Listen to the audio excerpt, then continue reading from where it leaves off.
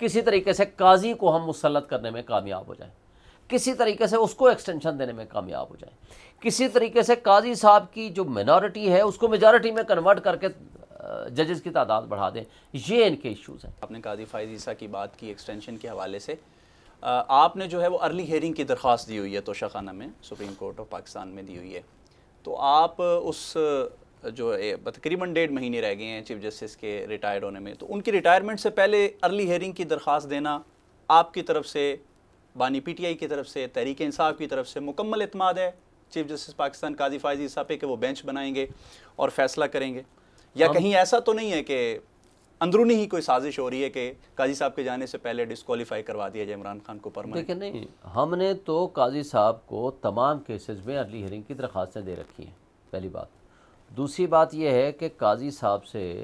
اوپر عدم اعتماد ہم لکھ کے دے چکے ہیں، ان کو نہیں سننا چاہیے، خان صاحب بھی لکھ کے دے چکے ہیں، ہم بھی لکھ کے دے چکے ہیں، ہم تو ان کے پاس نہیں سنوانا چاہتے۔ تیسری بات یہ ہے کہ کون سا کیس ہے جو انہوں نے لگایا ہے۔ 9 مئی کے حوالے سے ہم نے کہا تھا جوڈیشل کمیشن بناؤ، آج تک کیس نہیں لگا، نمبر 1۔ ہم نے کہا جوڈیشل کمیشن بناؤ، 8 فروری کے الیکشن چوری ہوا ہے، ڈاکہ زنی کے ذریعے یہ حکومتیں وجود میں آئی ہیں، وہ نواز شریف کبوتر باز، وہ یاسمین راشد سے ہارا، شہباز شریف ہارا، مریم نواز ہاری، یہ سارے پکے کے ڈاکو بن کے بیٹھے ہوئے ہیں، ان میں اور کچے کے ڈاکو میں کوئی فرق نہیں۔ تو قاضی صاحب اس کرپٹ سسٹم کو، یہ جو پرسیپشن ہے، یہ جو